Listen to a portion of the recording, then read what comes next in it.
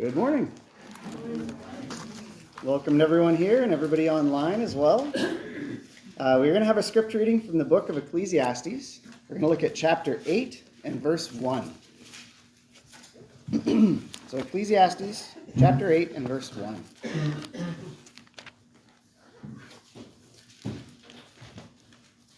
Who is like the wise, who knows the explanation of things? A person's wisdom brightens their face and changes its hard appearance. So have you ever had a light bulb moment? You're familiar with that term, that phrase. What it means is a moment of sudden realization, enlightenment, or inspiration. Things kind of just turn on for you. You're like, whoa, all of a sudden you get it.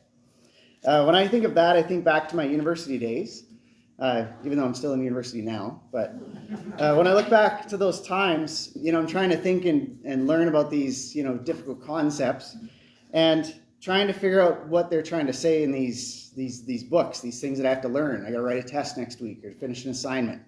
So you have that furrowed brow. You're like, oh, I got to figure this out. You're really thinking hard about it, trying to make sure this can be learned in some way. And then there's that moment when it clicks. So, you have that hard face, and then all of a sudden, bing, things are good again. Light bulb's on. You understand it. You get it. And that's what is in this verse in Ecclesiastes 8 and verse 1. A person's wisdom brightens their face and changes its hard appearance. You have that scrunched up face because you're really trying to figure things out, and then you get it, and then it's all gone. The hard appearance is gone. You have that brightened face again. So this scripture, Ecclesiastes 8 and verse 1, really sets us up for what we're about to look at next. We're going to look at chapters 8 and chapter 9. And it discusses concepts that we've heard already. Things that we've looked at in Ecclesiastes previously as we've been studying through the book. But it is an important lesson to learn, and it's worth repeating. Last week, Randy did a lesson on Solomon, who's the writer of Ecclesiastes, getting into his life a little bit and understanding his perspectives and where some of the things he did while he lived. And one quote that I remember from that lesson is, he knew it, but he didn't do it.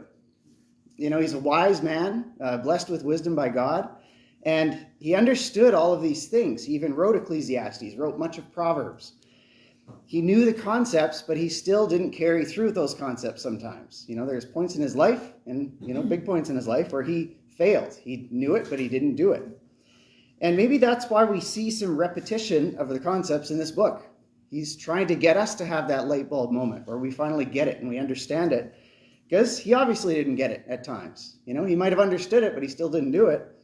And he wants us, God especially wants us to follow what's in the scriptures. He wants to understand the concepts, and he wants us to follow through with those concepts. He wants us to have the light bulb moment, to understand and to actually follow through with it. So there is some repetition in there to hopefully get it to stick with us. We understand the lessons, and hopefully it sticks to the point where we actually follow through and do them. So Solomon explains this in this lesson. There are some things in life that we cannot change or escape. And these things may not seem fair, but they are the reality of the situation. That's the way life is.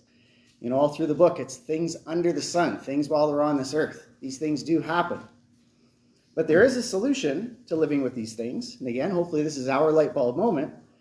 This wisdom can change our hard appearance. We can finally understand these things, where we are to enjoy our lives under the sun by working hard to serve God, hard at the things that we can control, the things that we can affect in our lives. And really that's basically what is being discussed in these chapters. And he looks at two specific things. You might have heard this phrase or a quote that's attributed to Benjamin Franklin. I looked into the bit of the history, and there's actually some people that said it before him in slightly different ways, but that's kind of the way it is with all quotes. But one of the other quotes that he said is, "Nothing is certain but death and taxes." That's actually what's being talked about in chapters 8 and 9, death and taxes. It talks about the inevitability of governments and death. Our life is finite on this earth. We can't escape the inevitability of death, and we have to endure the governments of mankind. That's something that we will have to face in our lives. This is part of those things that we cannot change or escape, and we have to accept because it's part of reality. So we have to understand these things.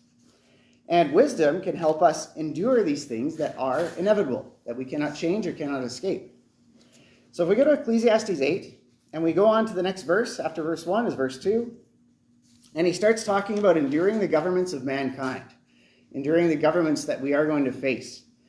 The governments at the time that this book was written are certainly different than the ones we're experiencing now, but a lot of the things that you experience as a citizen under governments is going to be the same. So if we look at Ecclesiastes chapter 8, we'll look at verses 2 to 3. It says, "Obey the king's command, I say, because you took an oath before God. Do not be in a hurry to leave the king's presence. Do not stand up for a bad cause, for he will do whatever he pleases." The teacher gives some wise instruction here. Solomon gives some wise instruction regarding the governing authorities. And this is one of them. He talks about being wise about what you stand up for. If it's a bad cause or something that's not worth spending your time on, there's no point in fighting it because the king's going to do whatever he wants anyway. And we can see that in our governments today also. It's something that is a wise piece of advice. If it's not worth fighting for, don't bother, just kind of let it go and let things happen the way they're going to happen. If we keep going to Ecclesiastes 8 and verse 4, it says, "Since a king's word is supreme, who can say to him, 'What are you doing?' Whoever obeys his command will come to no harm." He gets into the idea of respecting the king's power, respecting the government's power. If you do this, you're going to be unharmed. You follow the rules, things are going to go better for you. Again, a nice, simple, wise piece of advice. If you don't cause trouble, you're not going to get into trouble. He continues with this thought. Verses 5 and 8, the second part of verse 5. It says, "And the wise heart will know the proper time and procedure, for there is a proper time and procedure for every matter, though a person may be weighed down by misery. Since no one knows the future, who can tell someone else what is to come? As no one has power over the wind to contain it, so no one has power over the time of their death. And no one is discharged in time of war, so wickedness will not release those who practice it." He continues with this fact that there is a proper time and procedure for everything. Again, I think that ties in back with that, do not stand up for a bad cause. Be wise in what you spend your time on. There's a proper time for everything, proper time to fight for things, and a proper time to let things go. It takes a lot of wisdom and understanding to know what and when those times are. But he is touching on that fact that we have to consider it. It's something that we should understand when we're dealing with our governing authorities. And he says in this verse, a wise person is going to understand that judgment will come in its own time as well. So don't resort to wickedness to alleviate your misery. If you're going through a tough time because of the government, and again, when this is written and some of the governments that have existed since that time, there's a lot of atrocities and a lot of horrible things that can happen under a governing rule. So there is a lot of misery in the world because of governments. He's talking about not resorting to wickedness in retaliation to that misery that you might be experiencing. Be smart about how you deal with these situations. Don't stand up for a bad cause. It's going to cause you a lot of trouble. Try to follow the rules to the best of your ability, because that's going to reduce trouble for you as well. And understand that there's a time and place for everything, including the judgment of people who are wicked. God is going to judge. Again, this is something that's repeated from other passages that we've looked at already. God is the one who's in control, and he is the one who's going to judge these people in the end. It's not up to you to resort to evil to deal with those situations. That's not what our role should be. If you leave your bookmark in Ecclesiastes 8, let's go to Romans 13. We'll compare these passages to a passage that's in the New Testament, and we'll see a lot of similarities in here, which makes sense because they're written by the inspiration of the Holy Spirit. Romans 13, we'll look at verses 1 to 3. This is advice given to Christians, given to us, our New Testament Christians. Romans 13, verses 1 to 3. "Let everyone be subject to the governing authorities, for there is no authority except which God has established. The authorities that exist have been established by God. Consequently, whoever rebels against the authority is rebelling against what God has instituted, and those who do so will bring judgment on themselves. For rulers hold no terror for those who do right, but for those who do wrong. Do you want to be free from fear of the one in authority? Then do what is right, and you will be commended." So a lot of similarities. Follow the governing authorities. If you follow the rules, there's going to be no trouble. These concepts are repeated in the New Testament as well. So very interesting. I like how in this passage it does say, do what is right, in the last part of verse 3. Then do what is right, and you'll be commended. That includes following God's will. We have to understand that when we are dealing with these situations, if the governing authorities are telling you to do something against God's will, you are to follow God's will. We are to do what is right. It is wisdom in dealing with the governing authorities, though. This whole idea of cooperating to the best of your ability in these situations. As Christians, we are not to be kind of those rabble-rousers dealing with some of these unfair things that may happen with wickedness. That's what we are not to do, which is a temptation. It is a temptation to kind of, if they're treating us badly, we have the right to treat them badly in return. And that's not the Christian way, and that's not the way it should be done. It's wise to work with the system, and that's what's being taught in Ecclesiastes and also in Romans. We go back to Ecclesiastes 8. This is an interesting passage too, and again, very true, is that we should expect to be perplexed. We should expect to be a little bit confused and not really sure of why these things happen. Ecclesiastes 8 and verse 14. There is something else meaningless that occurs on the earth, or on earth. The righteous who get what the wicked deserve, and the wicked who get what the righteous deserve. This too, I say, is meaningless. Sometimes the righteous suffer, and the wicked prosper. And again, fact of life, something that does happen. We have to understand that these things are going to happen. And it may not be fair, but again, it's going to happen. One thing that's important to point out is that we don't have to like all of this stuff. It's saying these things as facts and understanding, and we can understand that these unfair, unjust things are going to happen. We don't have to like it. He's saying these are the best ways to deal with these situations. But we can be better prepared if we understand that things aren't going to go the way that we think they should, or the way that things should be. That fairness that's out there. Things aren't going to happen in a fair manner a lot of the time. So we have to understand that we're not going to understand why sometimes as well. These things are just going to happen. We keep reading verses 16 and 17, Ecclesiastes 8. When I applied my mind to know wisdom and to observe the labor that is done on earth, people getting no sleep day or night, then I saw all that God has done. No one can comprehend what goes on under the sun.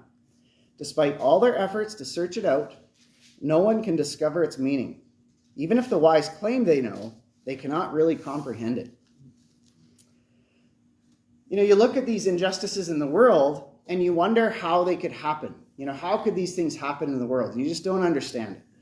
And again, this passage is showing that it's okay to not understand why these things happen. It's something that's expected. It's just something that we have to accept, that we may not understand why these injustices go on. We may not ever understand. But there is something that we can understand and that we can focus our energy on. In verse 15, Solomon starts talking about how to deal with these situations. When the governments are unfair, when they're unjust, when these things are happening that don't seem right, we don't understand why they're happening, it can be very confusing. These things can stress us out. They can really bother us. They can really occupy all our time with worry. And he gets into the solution to that in verse 15.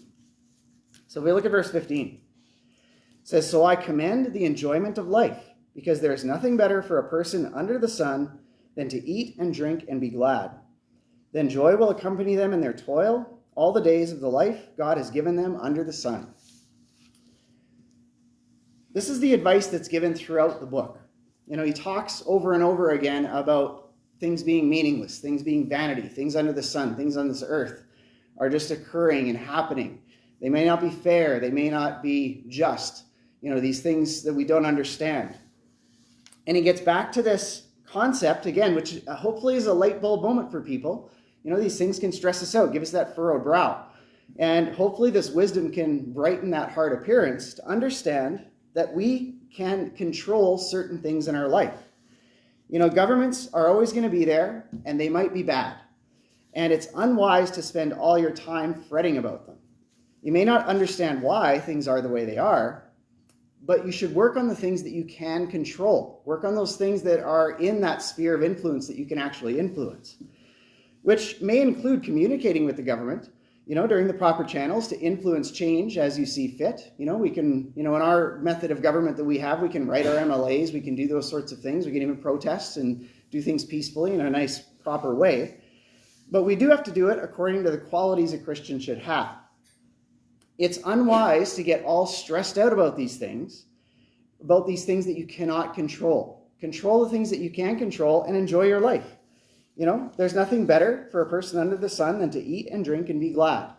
You can affect the things that you can affect, and you can enjoy the things that God has blessed you with, and you can let those things go that you cannot control. There's little value in getting all worked up about the inequities of government of mankind, these things that are happening that we cannot control. As long as there are imperfect people, there's going to be imperfect governments. That's a fact of life. That's something that's going to happen.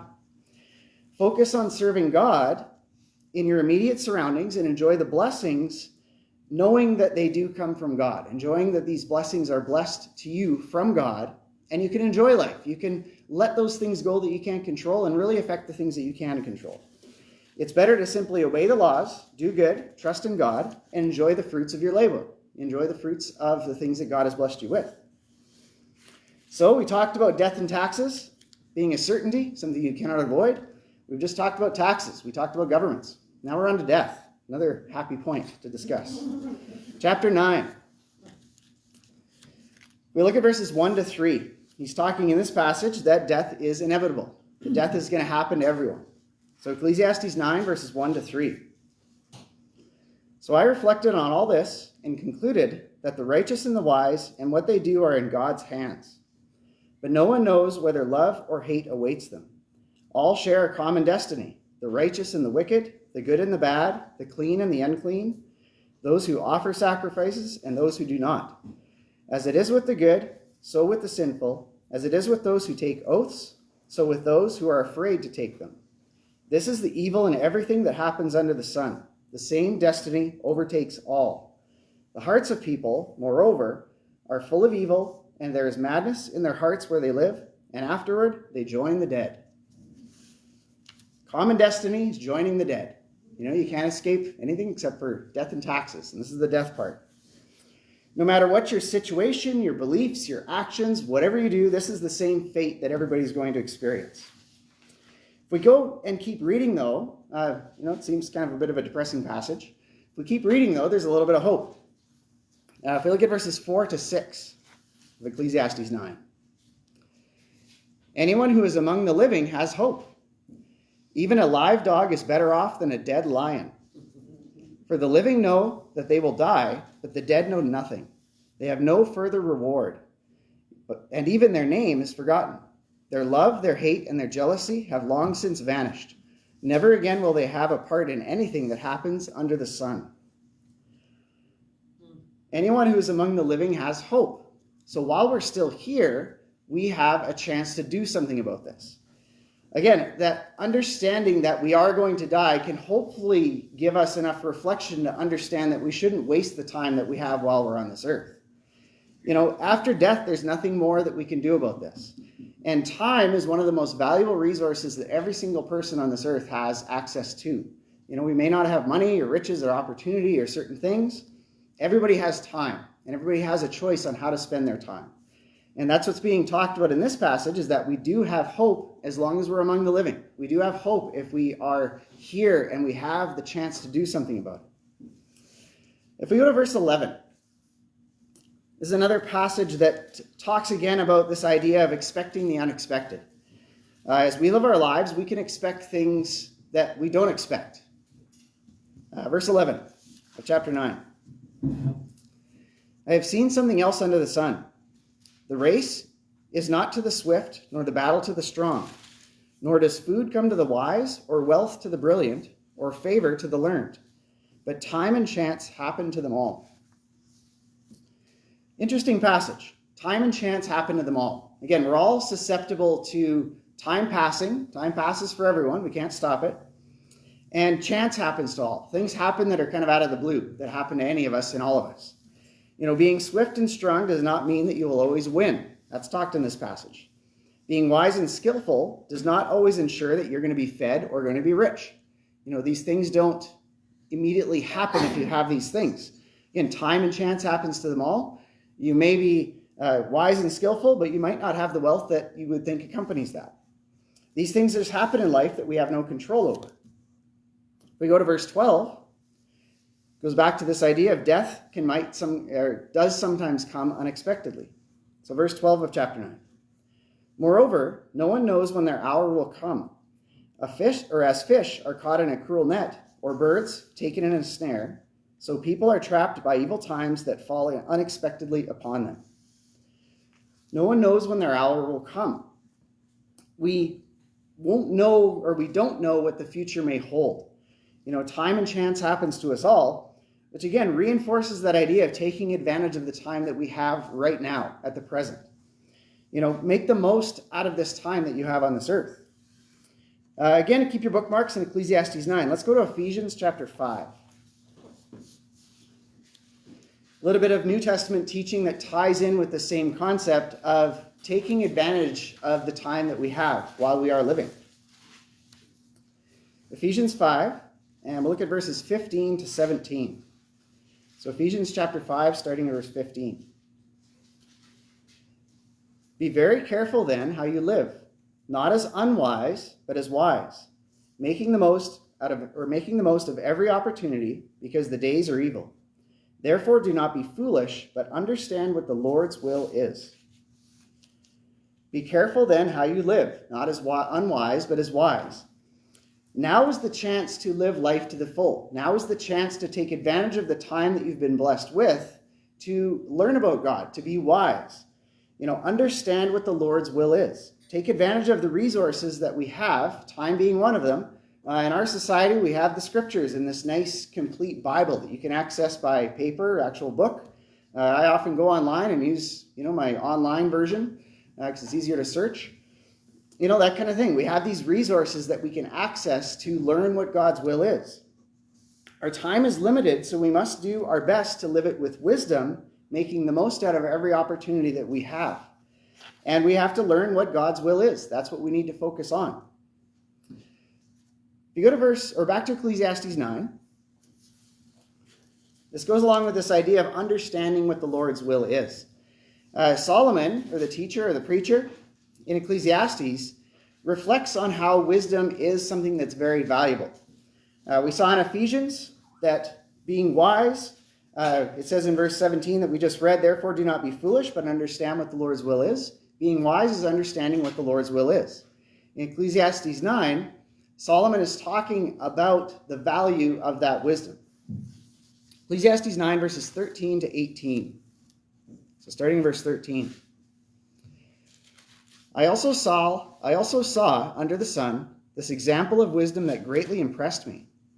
There was once a small city with only a few people in it, and a powerful king came against it, surrounded it, and built a huge siege works against it. Now there lived in that city a man poor and wise, and he saved the city by his wisdom. But nobody remembered that poor man. So I said, wisdom is better than strength. But the poor man's wisdom is despised, and his words are no longer heeded.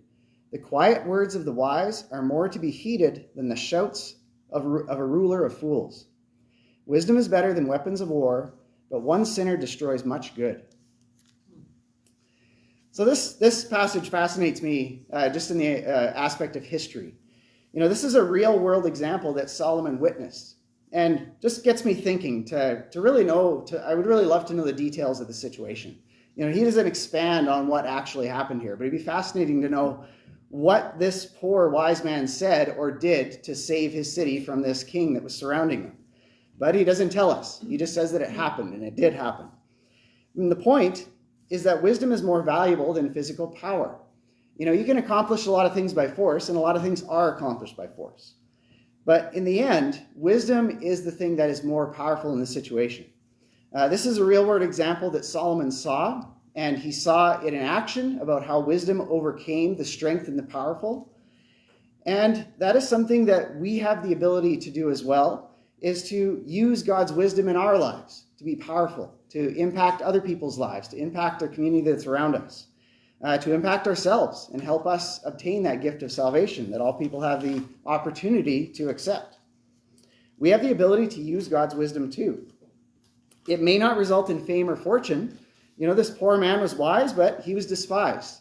People didn't like him at the end. They forgot about him in the end.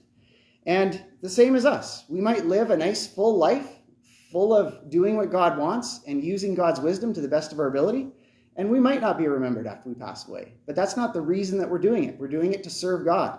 and to enjoy life while we are on this earth ourselves, to experience the blessings that God has blessed us with while we are on this earth.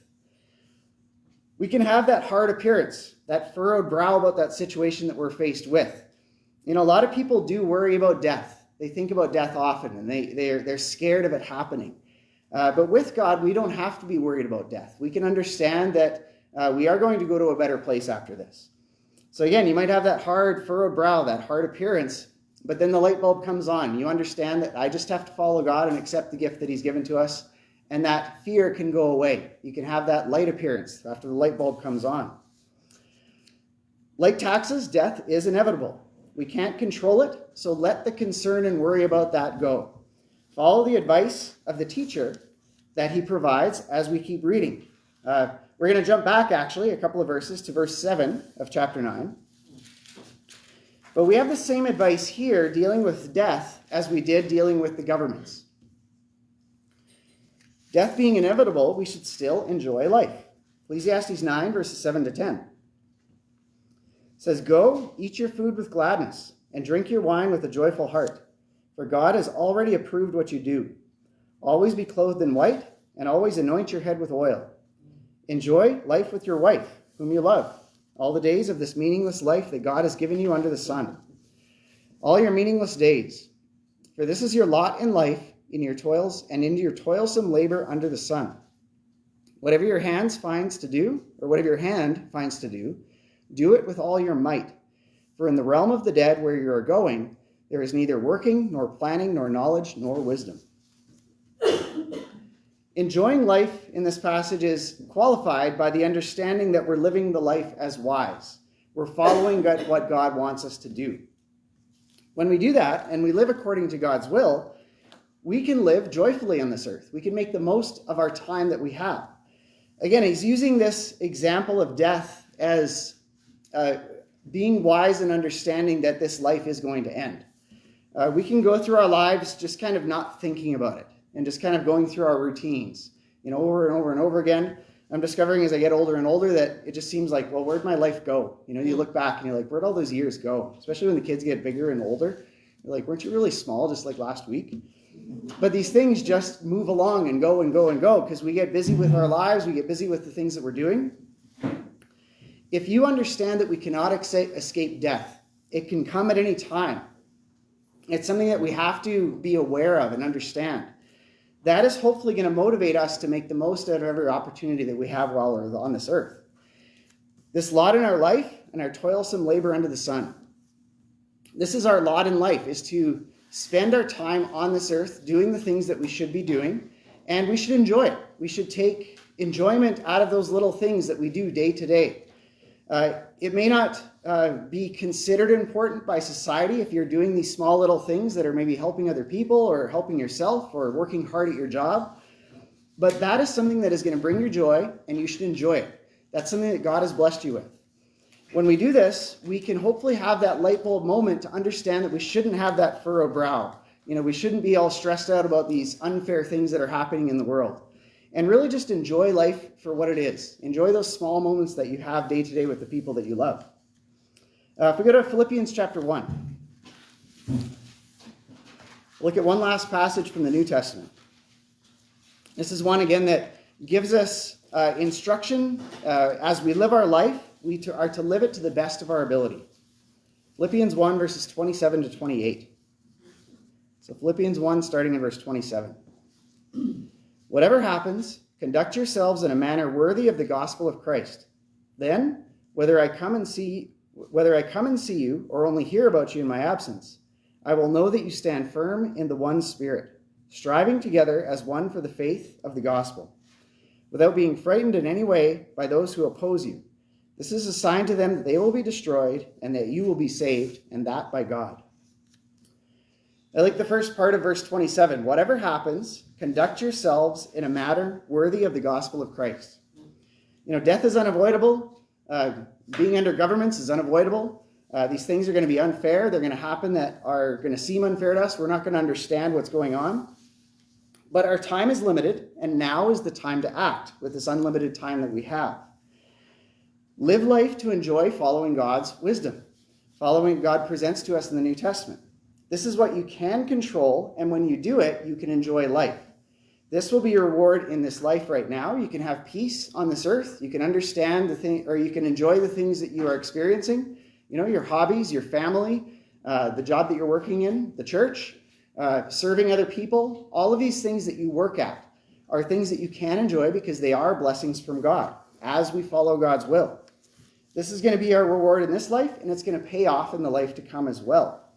There's some things in life that we cannot change or escape. In these two passages, we saw that that's death and taxes, death in the government. They may not seem fair, but there is that solution to simply follow what God's will is, understand what God's will is, live as wise, and enjoy and make the most of the time that we do have while we are on this earth. I'd like to offer the invitation. If you have not yet accepted Jesus as your Lord, we can show you in the scriptures how to do that. So again, you can have that life that does have a lot of those things that weigh upon you removed. You can have that peace that surpasses all understanding.